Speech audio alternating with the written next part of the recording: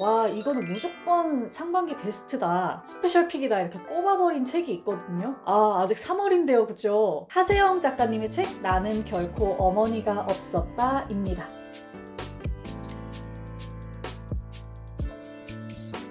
안녕하세요, 공복 여러분, 공백입니다. 모두 잘 지내고 계시나요? 자, 오늘은요 나왔다. 벌써 나왔다.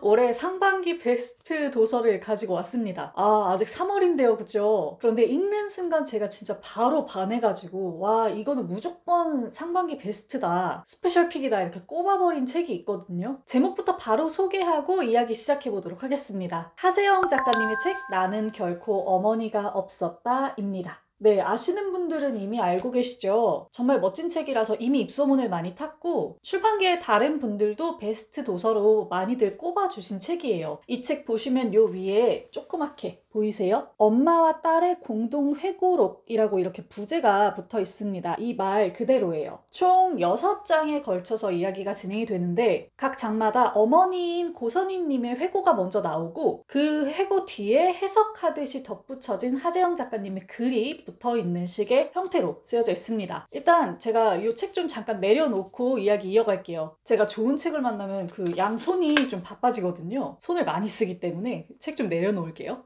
제가 에세이를 소개할 때 각 장을 다 소개하는 경우는 없어요. 에세이는 워낙 꼭지가 많으니까. 그런데 이 책은 6개의 장으로 좀 큼직하게 구성이 되어 있기도 하고요. 한 장 한 장 정말 놓칠 수가 없어서 장마다 좀 짚어가면서 넘어가 볼게요. 서문은 이따 얘기해 보도록 하고요. 일단 1장입니다. 이 책에서는 첫 번째 앨범 이렇게 불러요. 1장에서는요, 어머니 고선희님의 어린 시절, 결혼 전 이야기가 회고되고 있어요. 어머니는 문학과 역사를 좋아하던 총명한 학생이었고요. 그 당시 시대상에 비해서는 아버님이 굉장히 깨인 분이어서 아들들과 마찬가지로 충분한 교육을 받을 수 있었다고 해요. 그래서 어머님 주변의 친구분들도 거의 다 대학까지 진학을 하신 상태고요. 이렇게 주변 친구분들도 그렇고 어머님도 그렇고 비교적 유리한 조건을 지니고 살았지만 그 당시 여성들의 대학 진학은 뭐랄까요? 그 좋은 집으로 시집을 가기 위한 절차? 약간의 경유지랄까요? 이런 선택이었다는 거죠. 그래서 뭔가 자신의 꿈을 가져보지 못하고 그냥 수순대로 대학에 진학해서 좋은 집에 결혼을 하고 자식을 낳고 이런 인생을 살면서 어머님이 자신에게 그렇게 말을 해요. 내가 너무 수동적이었다, 주체적이지 못했다, 이렇게 회고하지만 하재영 작가는 이 부분에 대해서 이렇게 해석합니다. 그 당시 여성의 지위라는 게 개인의 성취가 아니라 남편이나 시가의 어떤 계급으로 결정이 되는 시대였고, 이런 시대상 아래서 여성이 주체적이지 못한 것이 아니라 사회가 주체적이지 않은 여성을 원했다, 이렇게 말을 하거든요. 자, 이렇게 말씀을 드리니까 대충 이 책에 대한 감이 좀 오시죠? 어떤 식으로 구성이 되어 있는지. 아무래도 이게 모녀서사를 다루고 있는 글이다 보니까 주로 여성에게 지워지지만 무가치하다고 여겨지는 어떤 돌봄 노동, 여성의 억눌린 목소리, 모계 안에서의 애증과 갈등, 모순 같은 것들이 이 책에서 주로 다루고 있는 주제라고 할 수 있겠습니다. 계속해서 2장으로 넘어가 볼게요. 2장에서는요, 어머니 고선희님이 이제 막 결혼을 하고 신혼일 때, 흔히 말하는 시집살이를 할 때의 이야기가 나와요. 아빠 몫의 효도를 어머님이 대신 해내면서 또 무뚝뚝하게 바깥 일만을 해내는 아버님과의 어떤 관계에서 오는 외로움 같은 것들을 견뎌내면서 어머님이 이런 생각을 하게 됩니다. 내가 앞으로 이야기하는 것과 기대하는 것을 포기하자. 이 마음으로 어머님이 이제 그 시절을 버텨내거든요. 여기에 대해서 하재영 작가는 이렇게 쓰고 있습니다. 이 부분은 제가 정확하게 전달하기 위해서 문장 그대로 읽어드릴게요. 다른 목소리로 당연한 상황에 이의를 제기할 수 없었던 엄마는 말하고 싶은 것을 말하지 않았다. 거부하고 싶은 일, 불만스러운 일, 불화를 일으킬 만한 일을 마음속에 담아두었다. 목소리를 제거당함. 이것은 가부장제가 초래하는 부정적 측면 가운데 하나다. 목소리를 빼앗음으로써 세상이나 타인과 충돌하지 않고 자기 자신과 충돌하게 만든다. 요 말 아주 인상적인 말이죠. 세상이나 타인을 향해서 뱉어야 할 목소리들을 제거함으로써 여성은 자기 자신과 충돌하게 된다는 말인데 오랫동안 기억에 남더라고요. 자, 3번째 장에서는요, 여성이 여성을 양육하는 일에 대해서 이야기합니다. 이 하재영 작가님이 어렸을 적에 발레를 전공을 했는데 여러분도 아시잖아요. 이 발레가 굉장히 외형적인 것, 특히 신체적인 조건을 굉장히 중요하게 여기는 좀 분야잖아요. 그래서 딸이 그 마른 몸을 유지하게 하기 위해 위해서 어머님이 굉장히 부단한 노력을 하시는데 여기서 이제 오는 어떤 모순이 있겠죠. 양육의 방식이라든지 대체로 엄마에게 지어주는 모든 양육의 짐, 그리고 어렸을 적에 이렇게 심어져 버린 아름다운 몸에 대한 가치, 이런 깊은 이야기들을 또 이 3장에서 나눠보게 됩니다. 네 번째 장에서는 일에 대한 이야기를 나눕니다. 하재영 작가님의 집이 어렸을 적에 갑자기 굉장히 어려워져가지고 원래 주로 집안일을 하시던 어머님이 이제 안팎으로 일을 하시게 된 거예요. 이 장에서는 특히 가사노동에 대한 이야기들, 단상들을 좀 많이 살펴볼 수 있는데 제가 좋은 구절 또 하나 읽어드릴게요. 나는 가사노동자를 집에서 노는 여자라고 부르는 사람을 봤다. 여성 운전자에게 집에 가서 밥이나 하라 또는 애나 보라고 소리치는 남성 운전자를 봤다. 누군가는 가사와 돌봄 노동을 전담하는 나의 여자친구들에게 이제 일은 안 할 거냐? 라고 묻는다. 이들이 지금 가정에서 하는 일은 진짜 일이 아니라는 듯이. 이 말 진짜 공감했어요. 사실 저희 세대만 해도 뭐 집에 가서 밥이나 해, 애나 봐 이런 소리를 많이 듣지는 않지만 이런 얘기는 진짜 많이 하거든요. 너 그럼 이제 일은 이제 안 해? 그쵸? 근데 이 말 안에 숨겨져 있는 그 의미가 있잖아요. 가사노동, 육아를 하거나 내가 살림을 돌보거나 이거는 일이 아니니까.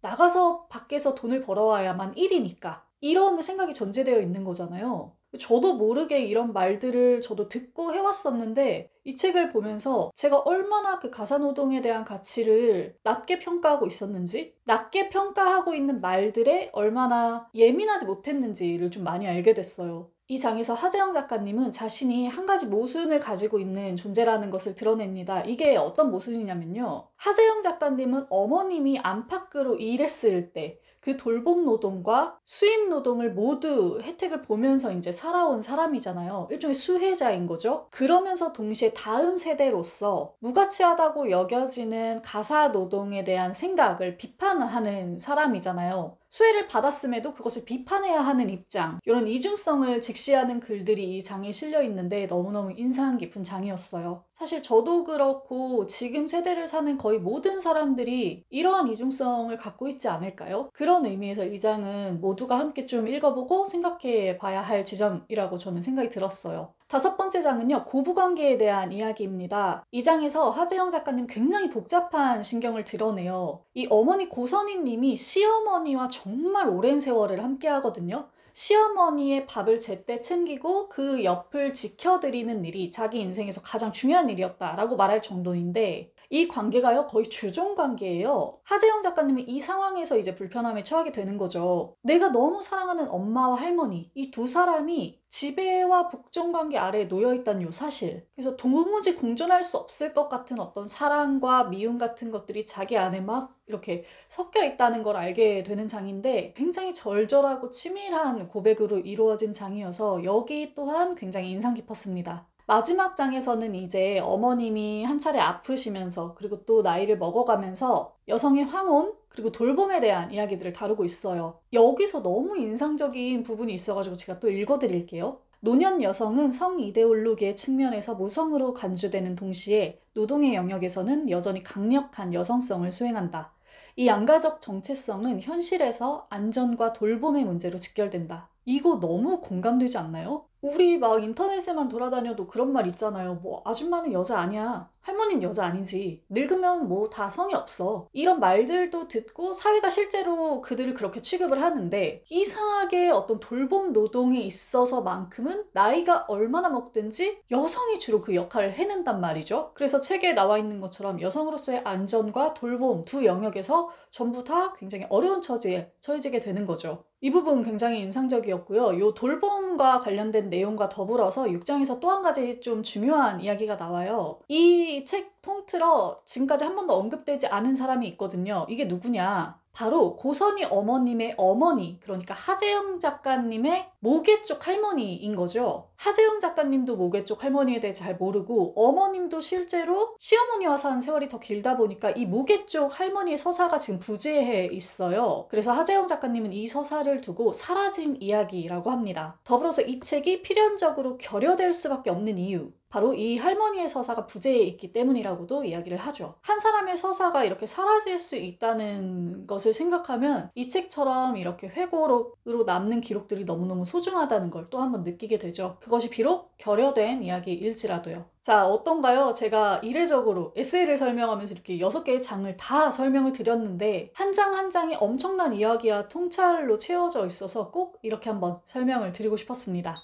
자, 아까 우리가 서문 이야기를 안 했는데 이번에는 서문과 제목에 대해서 좀 이야기해 볼게요. 하재영 작가님이 서문에서 이런 말을 해요. 엄마의 회고를 듣고 자기가 뭔가 이렇게 해석을 할 때에는 필연적으로 오독이 뒤따를 수밖에 없다. 그렇지만 나는 평생 나 자신으로 살아보지 못했어 라고 말하는 어머니가 자기 삶의 저자가 되게 하는 사건을 이 책을 통해 겪게 하고 싶었다 이렇게 이야기를 하거든요. 이 앞전의 모든 설명들을 들으시니까 이 문장이 좀 이해가 되시죠? 더불어서 이 책의 제목이 나는 결코 어머니가 없었다 인데요. 이 문장이 에밀리 디킨슨의 편지글에서 나온 문장이라고 해요. 에밀리 디킨슨은 한평생 어머니한테 굉장히 헌신하면서 살아온 작가죠. 그래서 이 문장에도 굉장히 많은 해석이 따라 붙는다고 해요. 그렇지만 하재영 작가님은 이 문장을 이렇게 해석합니다. 어떤 어머니의 원형, 모성의 절대성, 어머니 컴플렉스로부터 벗어나려는 시도라고 이 문장을 해석해요. 이것은 모계를 부정하는 게 아니라요. 그 모계의 시대를 뛰어넘으려는 내 안에 있는 여성적인 힘을 선포하는 것이라고도 이야기를 하죠. 제목부터 서문까지 뭐 하나 허술한 게 없을 정도로 정말 단단한 책이었다는 생각이 듭니다. 이 책이 딱 신간으로 나왔을 때 저도 이 책을 봤어요. 근데 제가 그때는 이 책을 설명을 보고도 구매할 생각을 안 했어요. 왜냐면 몇 가지 이유가 있는데 일단 첫 번째, 모계서사? 타인의 어머니에 대한 회고록? 이것이 나와 얼마나 유관할 것인가 라는 거에 대한 생각이 좀 있었고, 두 번째로는 대한민국의 이 시대의 모계서사라는 것이 어쩐지 읽지 않아도 알 것 같은 너무나도 익숙한 그런 느낌이 있어서였어요. 그런데 제가 이 책을 선물 받아서 이제 읽고 나니까 바로 이 지점들 때문에 반드시 이 책을 읽어봐야 되겠다라는 생각이 들더라고요. 타인의 고유한 회고를 듣고 있지만 나와 절대로 무관하지 않고 이 시대의 모계서사에 익숙해져 있으면서도 아직도 나는 잘 몰랐구나. 그 많은 모계서사들을 이렇게 해석할 수 있구나 하는 것들이 느껴져서 이 책이 정말 특별했습니다. 이게 뜬금없지만 요즘에 챗 GPT가 굉장히 이슈잖아요. 명령어만 넣으면 모든 것들을 요약해주고 설명해주고 자료도 만들어주고. 그런데 저는 이 책을 읽으면서 챗 GPT나 AI가 결코 할 수 없는 영역이 바로 이 지점이겠구나라는 생각이 들었어요. 한 사람의 서사는 요약하기도 힘들 뿐더러 그 안에 엮여있는 모든 사연과 마음과 시대적인 배경과 모순과 애증을 해석할 수 있는 것은 그 시대를 함께 겪은 인간밖에 없다라는 생각이 들었어요. 그리고 그 이야기를 이전과는 다른 해석을 덧붙여서 이렇게 설명할 수 있는 것도 인간밖에 없구나 라는 생각이 들었고요. 그래서 이게 글의 힘이고 책의 힘이고 시선의 힘이겠구나 하는 것을 이 책을 읽으면서 절절하게 느꼈습니다. 네, 오늘은 제가 읽자마자 완전 반해버려서 올해의 상반기 픽으로 벌써부터 꼽아버린 책 하재영 작가님의 나는 결코 어머니가 없었다를 소개해드렸습니다. 글도 굉장히 유려하고요. 두 분의 사유도 너무 좋고 날카롭고 치밀하게 현상을 해석하려는 시도도 좋고 작가님 특유의 예리한 감각도 너무너무 좋았던 책이었어요. 오래오래 많은 분들과 함께 읽고 싶은 책이었습니다. 여러분들이 이 책 꼭 기억해 주시고요. 저는 이쯤에서 물러가도록 할게요. 오늘 영상 끝까지 시청해 주셔서 감사합니다. 모두 멋지게 책 읽는 시간 되세요. 공득의 책단장이었습니다. 안녕.